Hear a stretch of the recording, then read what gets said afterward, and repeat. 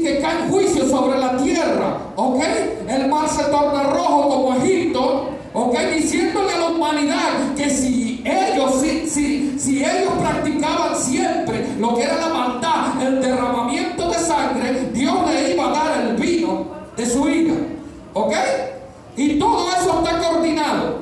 Todo eso Dios se lo muestra a la gente mala que queda en la tierra. Como ellos no se quisieron apartar de la maldad, ¿ok? Dios los entregó, Dios se retiró del mundo, Dios retiró la iglesia, Dios retiró todo de aquí, Dios retiró su palabra, Dios retiró las enseñanzas, Dios retiró los consejos, todo. Dios lo retira, todo lo de él, para dejar a juicio pleno la tierra, ¿ok? Pero no vamos a hablar de eso, vamos a hablar del libro específicamente de Tesalonicenses, específicamente del rapto, qué es lo que va a suceder, cómo va a suceder. Gloria a Dios. Amén. Fíjense una cosa, hay tres teorías. Una que es la pretribulación, ¿ok? Pretribulación. Que esta teoría nos dice, en resumen, que nosotros vamos a ser arrebatados antes de esos 7 años. Por lo menos un día antes nos vamos. Y el mundo entra en la tribulación, ¿ok? Esa es una. Otra es la post-tribulación. Hay algunas personas que piensan que el rapto va a ser al final de la tribulación. Mi hermano, ay Dios, esto es descabellado. Amén, esto es bastante descabellado. Que quiere decir que la iglesia va a pasar por esos 7 años. Amén. Y justamente esos dos eventos van a chocar. Supuestamente la segunda venida de Cristo, según esa teoría, ¿ok? Y el arrebatamiento van a ocurrir casi simultáneamente, ¿ok? Pero bíblicamente, si nosotros exploramos la Biblia, eso no puede ser. Esa teoría es descabellada.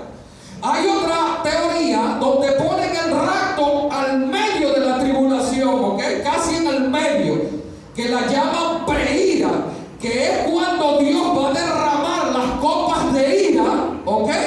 Y la iglesia es tomada en ese momento. Eso quiere decir que nosotros vamos a estar en un periodo en la tribulación los primeros 3 años y medio. Amén. Esas son las 3 teorías más aceptadas del rapto. Por supuesto, yo me quiero ir antes, yo no quiero estar viendo eso. Amén. Porque la teoría que soporta los versículos de la Biblia es la pretribulación. Yo no creo que Dios nos haya puesto, ¿ok? Nos haya puesto para ir en la tierra también, para sufrir con los impíos, para sufrir con la gente mala. Amén. Y sobre esa teoría del rapto es la que vamos a hablar hoy, de la pretribulación, que es la que usted cree y es la que yo creo. Amén. Yo estuve escuchando un judío, ok, una prédica de un judío, porque a mí me gusta escucharlos a ellos también para ver qué decían ellos. Y el judío expresa, me dio la impresión que él está de acuerdo con la teoría intermedia, ok. Exploré varios videos de él, los estudié, leí bastantes versículos que él decía ahí en esa exposición que él daba, ¿ok? Pero él ese judío pone la tribulación, igual que muchos judíos ponen la tribulación, ¿ok? Casi en el medio. No, ellos creen más en la teoría preíra, ¿ok? Que la iglesia se va a ir cuando empiecen a derramarse las copas, ¿ok?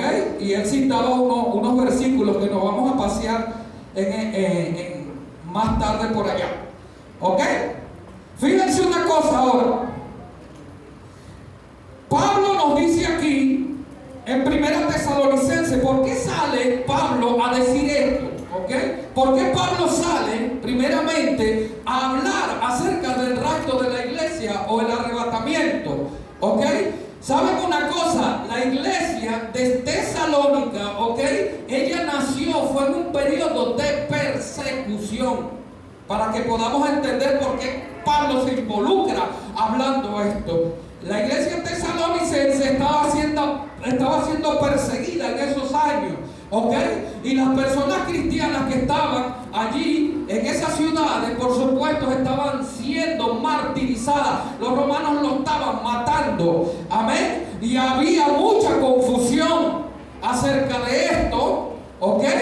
Porque Pablo le está aclarando algo, ¿ok? Recordemos algo, mis amados hermanos. En el mundo griego, ¿ok? En la cultura griega, que fue la cultura que más se expandió en el mundo, más que en la cultura romana, el pensamiento griego se había expandido por todo el mundo. Y saben una cosa, los griegos tenían un concepto, lo que era la muerte, ¿ok? Ellos no veían esperanza después que la persona muriera, ¿ok? Los griegos pensaban así, que no había esperanza ya para ninguna persona que muriera, ¿ok? El que está muerto, muerto está, ya no existe, ¿ok?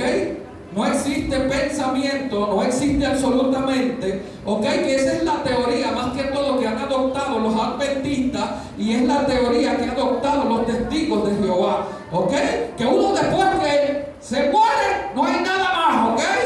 Ya hemos desaparecido, no existimos, ¿ok? Pero Cristo vino a romper toda esa teoría, ¿ok? Lo que pasa es que en la iglesia de Corintios y en la iglesia de Tesalónica había muchos griegos y también muchos judíos que adoptaron este tipo de pensamiento y estaban confundiendo las iglesias, y por eso ellos le hacen la pregunta, porque estaban preocupados que si Cristo venía, como había una gran persecución, las señales se estaban dando, que estaban siendo martirizados, estaban muertos, estas personas estaban preocupados con eso. ¿Qué iba a pasar si Cristo venía a buscar la iglesia? ¿Qué iba a pasar con esos muertos que habían martirizado? Por eso es que Pablo empieza a desarrollar la teoría del rapto. Y mejor que él, porque él fue raptado, él le fue mostrado esto, ¿ok? Y él sabía perfectamente lo que estaba escribiendo aquí, porque ya Dios se lo había mostrado. ¿Y con qué intención Pablo hace esto? Con intención que la iglesia tuviese esperanza, que salieran de esa mentalidad que tenían esas personas, los griegos y los judíos, de que después de la muerte no existía nada, ¿ok? Recuerden una cosa, si ustedes leen la primera de Corintios, en el capítulo 15, Pablo da un sermón espectacular acerca de la resurrección, ¿ok? Pueden leerlo para que ustedes vean, porque la iglesia de Corintios también tenía esa duda, ¿ok? Que qué iba a pasar con esas personas que habían muerto si el Señor se presentaba en esa época o en ese momento, ¿ok? Y Pablo concluye, oye, si Cristo no murió y Cristo no resucitó, él le dice, no, entonces comamos y bebamos, entonces vivamos la vida que normalmente llevamos, pecando y pecando hasta que muramos, pues. Eso concluye Pablo. Léenlo para que ustedes vean en el capítulo 15.